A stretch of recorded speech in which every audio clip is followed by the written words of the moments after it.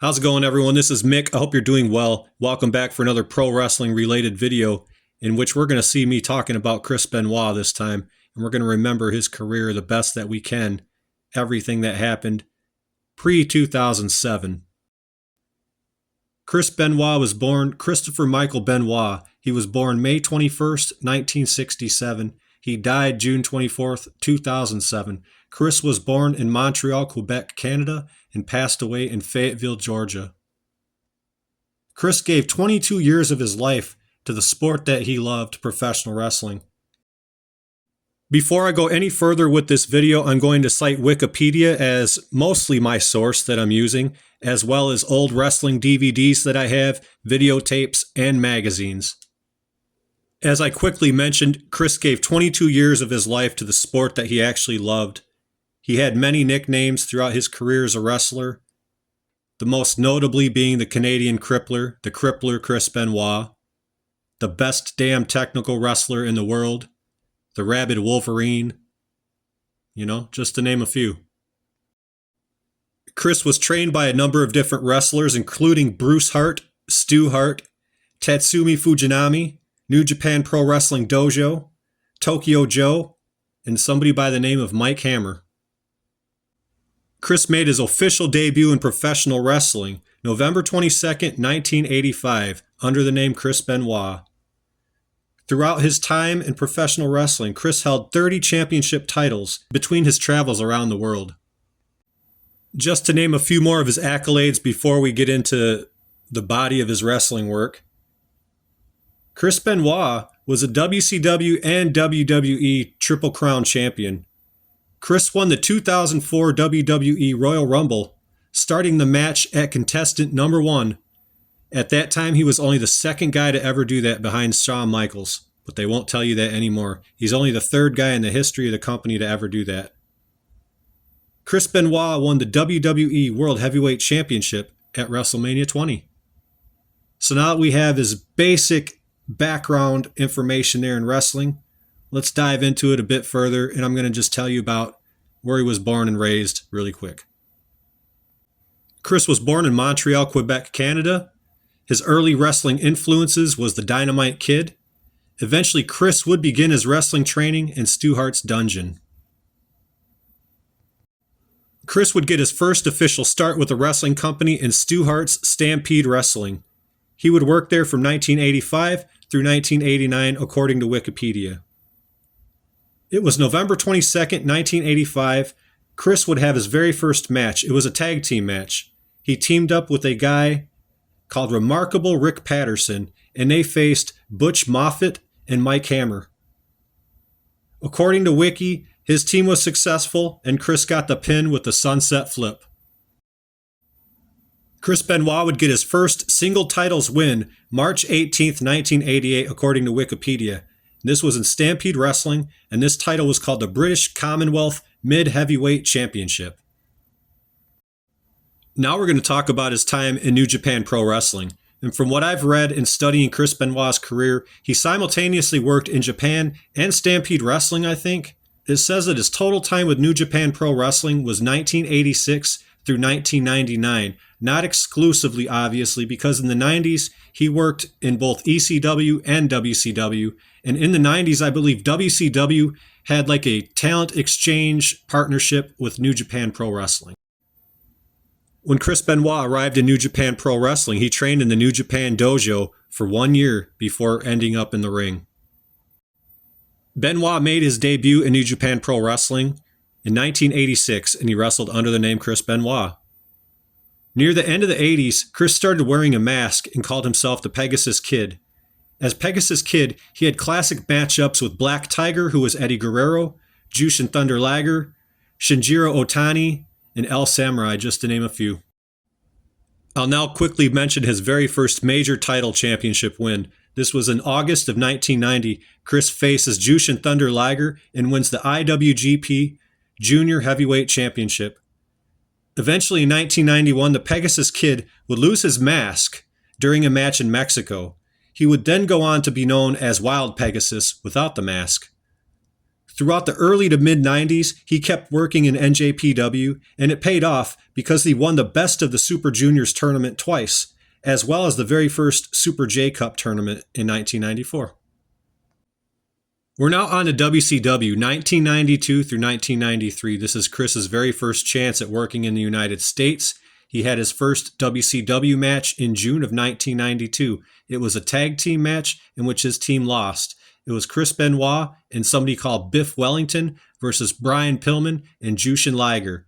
His next match there would be nearly 1 year later in January of 1993, where he beat Brad Armstrong. Chris would only wrestle there a few times that year, a match with Too Cold Scorpio and Buff Bagwell, and he teamed with Bobby Eaton, I believe. From 1993 through 1994, he worked in CMLL and Australia, and also in NWA New Jersey, where he fought and beat Jerry the King Lawler, and also fought Terry Funk to a double countout. Eventually, once 1994 came around, Chris found himself over in ECW, Extreme Championship Wrestling. He was there from 94 to 95, and it is there that Chris Benoit got the nickname of the Crippler, and none other than Paul E. Dangerously gave it to him after a match with Rocco Rock. Chris would be in the ECW's one-night, 8-man tournament for the NWA Championship, but he would lose to Scorpio. ECW's November to Remember seen Sabu versus Benoit, in which Sabu got his neck broken by Benoit, not on purpose. Back in the locker room, I've always read that Benoit was pretty upset about it, and that is right then and there where Paul E. gave him the nickname Crippler Benoit and just told him to go with it, you know? You're the Crippler. Not only was Chris Benoit in ECW, but so was Dean Malenko, and in 1995 at the show Return of the Funker, both he and Malenko won the tag team championships from Sabu and the Tasmaniac. Shane Douglas would also allow them to join his group, the Triple Threat. Eventually, Chris and Dean lost their ECW tag titles to the Public Enemy before leaving in August of 1995 to head to WCW. Before he went to WCW, he had 3 dark matches in the WWF, believe it or not. These matches were supposedly against Bob Holly, Adam Bomb, and Owen Hart, and he lost all 3 of the dark matches. Now we're to Chris's WCW run, which began in 1995 and went through 2000, and this is where he established himself big time, made a name for himself, made himself into the main eventer that he was. And I briefly touched on this earlier. At this time, New Japan Pro Wrestling and WCW were involved in a talent exchange program, so Chris worked both companies throughout that year. Chris had enough talent that he eventually drew the eye of the Nature Boy Ric Flair, and Ric Flair invited him to join the Four Horsemen alongside Arn Anderson and Brian Pillman. Throughout that year, the Horsemen and Kevin Sullivan's Dungeon of Doom kind of teamed up together to attempt to take out Hogan and Savage throughout the year, but it didn't work out too well. The friendship did not last that long between the Dungeon and the Horsemen, and Pillman and Sullivan ended up having a feud, but Brian Pillman would go to WWE, and they ended up putting Chris Benoit in the Sullivan feud instead. And this led to quite the storyline. It was all Kevin Sullivan's doing. He had the book at the time. He wanted a storyline where his wife at the time was Nancy, and she was cheating on him, Kevin Sullivan, with Chris Benoit. So this is where Benoit and Nancy ended up getting close. They worked together all the time. And when you work with somebody like that, for good or bad, sometimes you just end up getting feelings for them. And that's what happened. And long story, everybody knows the story. Nancy ended up with Chris Benoit and not Kevin Sullivan. Eventually, Sullivan and Benoit's feud would come to an end at Bash at the Beach in a retirement match where Benoit defeated Sullivan. Chris did have a notable rivalry with Booker T as well in a best-of-7 match series. He also had a really good rivalry with Raven. I'm just going to say that, man. He and Raven had some fucking awesome matches. The Four Horsemen would end up reforming with Benoit, Malenko, Arn Anderson, and Mongo McMichael. Benoit and Malenko will win the tag team titles the same year, beating Barry Windham and Kurt Hennig. And now we're roughly to the year 1999 through 2000. Benoit will leave the Horsemen and end up forming another group called the Revolution. So Malenko and Benoit leave the Horsemen in 99. Benoit immediately had single success, winning the United States Championship, and they formed a faction called the Revolution with Shane Douglas, Saturn, and Malenko. Eventually, Douglas and Benoit had a falling out. Benoit left the group, turning babyface in the process. As a babyface, Chris Benoit had a really good ladder match with Jeff Jarrett where he won the TV title.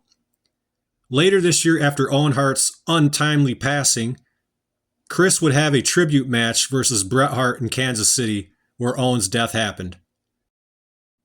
As the story goes, Benoit was very unhappy in WCW, and as a way to try and keep him in the company not going to WWF, they decided to make him champion. Benoit ended up winning the World Heavyweight Championship from Sid Vicious at Sold Out, and the title was vacated, so nobody was really the champion at this time. This was a nice gesture to Benoit, but it wasn't enough, and he ended up still leaving very, very quickly after that, as soon as he found out that WCW was going to go ahead and make Kevin Sullivan the head booker once again. Chris gave up the belt and left the next day for WWF with Eddie Guerrero, Perry Saturn, and Dean Malenko with his side. Now we're on to Chris Benoit's WWF/E career, 2000 through 2007. Chris would enter the WWF in the group called the Radicals, with Eddie Guerrero, Perry Saturn, and Dean Malenko. Benoit was put into a triple threat match at WrestleMania 2000 versus Chris Jericho and Kurt Angle. Chris Benoit would actually win the Intercontinental Championship here, pinning Chris Jericho. Benoit would main event 2 pay-per-views versus The Rock, also actually, for the WWF Championship, winning the belt both times, but having the belt taken away from him because of shenanigans or something like that. I don't quite remember. And those pay-per-views where that ended up taking place was Fully Loaded and Unforgiven. Benoit also had an IC title feud with Jericho with 3 marquee victories at Backlash, Judgment Day, and SummerSlam. However, Jericho got his revenge beating Benoit at Royal Rumble 2001. After turning babyface, Chris Benoit would also have some really good matches with his former pals from the Radicals. Chris had a good feud with Kurt Angle, losing to him at WrestleMania 17, but winning at Backlash. Chris stole Kurt Angle's gold medal in the storyline. This led to another match versus Kurt at Judgment Day, 2 out of 3 falls. Angle won with assistance from Edge and Christian. Benoit and Angle will team up to beat Edge and Christian the same night and also beat Stone Cold and Triple H on Raw the next night to win the tag team titles. It was on or about this time that Chris Benoit suffered a legitimate neck injury, but continued working, having a couple matches versus Austin. He worked with the neck injury for WWE until King of the Ring, where he was pinned by Austin in a triple threat match. Benoit would be out of action the entire next year because of the neck injury. We're now looking at the years 2002 through 2003. This was the very first WWE draft. Benoit was the 3rd pick and chosen to be on SmackDown, but he ended up returning on Raw as a heel instead, joining up with Eddie Guerrero, but they lost the match they had versus the Dudleys, which I believe was Bubba and Spike, if I remember right. Benoit would soon win the IC title from RVD and take it to SmackDown, but lose it the next month at SummerSlam to Rob Van Dam. Another month down the line, we see Benoit beaten by Angle at Unforgiven, but the feud didn't last because they decided to team up and go for the WWE Tag Team titles, beating Edge and Mysterio at No Mercy in October. Benoit and Angle would successfully defend the Tag Team Championships at Rebellion versus Los Guerreros, and that took place on October 26th. November 7th, Benoit and Angle lose the belts to Edge and Mysterio. Benoit and Angle split up as a team when Angle becomes the number 1 contender. Benoit then sets his sights on Eddie and beats him at Armageddon, which took place December 15th. Kurt Angle won the title this night as well and begins his feud with Chris Benoit. February 23rd, No Way Out, Kurt Angle successfully defeats Chris Benoit in the title match. We're going to skip ahead a couple months down the line now. We have Rhino, Benoit, and Spanky versus John Cena and the Full-Blooded Italians. They lose. This was at Judgment Day.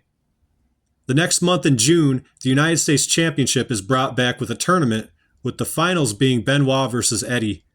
Eddie wins the belt. This match was at Vengeance, if you're interested. And now we're moving ahead a bit to the 2004-2005 years of WWE here. January 1st, 2004, SmackDown. Benoit and Cena defeat the FBI to qualify for the Royal Rumble match. Benoit would be named the very first entrant into the Royal Rumble match. So now we're on to the Royal Rumble. January 25th, 2004. Chris Benoit wins the Royal Rumble after starting off at number 1. Only the second guy to ever do that. The only other guy before him was the Heartbreak Kid Shawn Michaels. Chris won this Royal Rumble match by eliminating the Big Show, and by winning this, he was guaranteed a championship match at WrestleMania 20. On to WrestleMania 20, which was a historic night for both Chris Benoit and his friend Eddie Guerrero. As Eddie would win the WWE Championship, Chris would win the World Heavyweight Championship. So we're going to talk quickly about the Benoit versus Michaels versus Triple H match. Tremendous triple threat match. WWE just sweeps right under the rug, in which we see Chris Benoit win the World Heavyweight Championship by making Triple H submit to the Crippler Crossface. This match is far too good to be swept under the WWE rug and just simply be forgotten about. My personal opinion. The following month at Backlash, we see Chris Benoit defeat Shawn Michaels via sharpshooter. The next night on Raw, Benoit and Edge defeat Ric Flair and Batista to win the tag team titles. Benoit is now dual champion. Benoit and Edge, their title reign comes to an end on Raw versus La Resistance. And now we come up to their pay-per-view called Vengeance. This happened on July 11th. This was a title defense for Chris Benoit versus Triple H, and it would be a successful defense for Chris. But he would lose it the next month to a very young up-and-comer by the name of Randy Orton.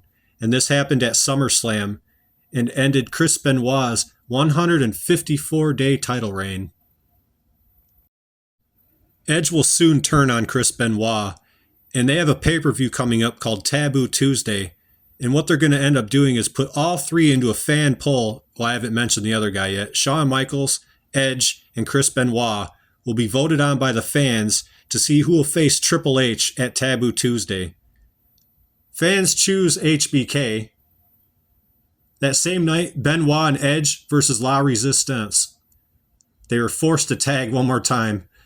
Edge leaves Benoit alone, but he still wins the titles. And now we're heading into January 2005. Benoit and Edge were both competitors in the Elimination Chamber match that was upcoming. Both would lose. Chris would enter this year's Royal Rumble at number 2, but eventually get eliminated by Ric Flair.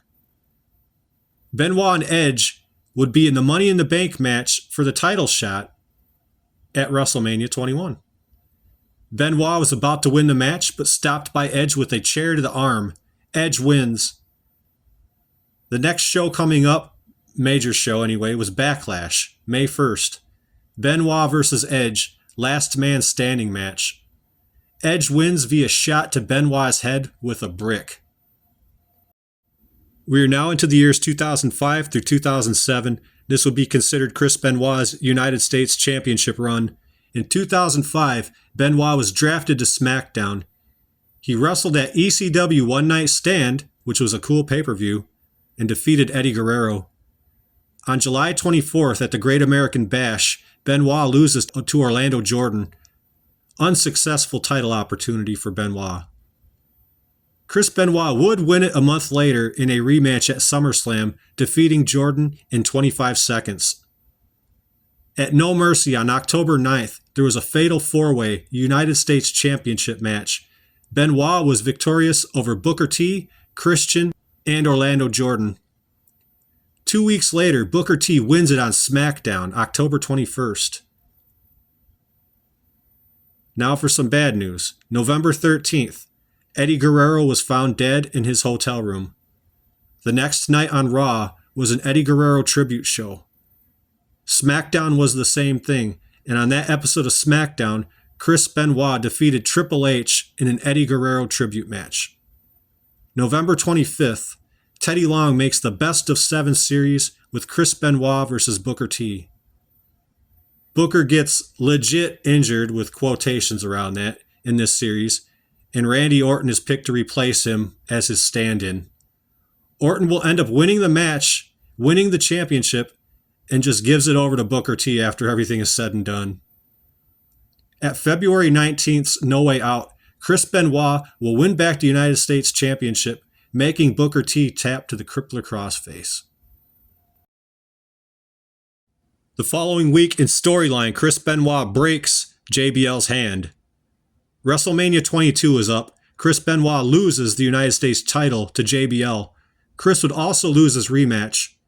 Benoit would enter the King of the Ring tournament but be eliminated by Fit Finlay. Benoit would get the W back versus Finlay at Judgment Day. The next SmackDown sees Benoit being destroyed by Mark Henry, which we would also see Benoit get time off to heal up injuries after that. We're now on to October 8th in the show No Mercy. Chris Benoit returns, beating William Regal in a match.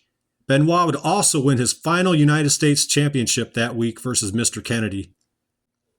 Chris had 3 successful title defenses against Chavo Guerrero in this run, the first one being at Survivor Series, the next being at Armageddon, and the final one being at SmackDown. Chris would also have 2 successful title defenses against MVP, the first one being April 1st, 2007 at WrestleMania 23, and the next being at Backlash. Benoit would then lose the championship at Judgment Day in a 2 out of 3 falls match to MVP. We're now on to ECW 2007. June 11th, 2007. Chris Benoit is drafted to ECW. Benoit debuted on this version of ECW in a tag match, Benoit and Punk versus Elijah Burke and Marcus Corvan. Punk and Benoit win. Chris Benoit wrestled his final match on June 19th, 2007, defeating Elijah Burke. This was a career retrospective on one of the true greatest wrestlers in pro wrestling history, and in my humble opinion, his in-ring wrestling should still be remembered and enjoyed, not swept under the WWE rug. He gave everything to this industry he loved.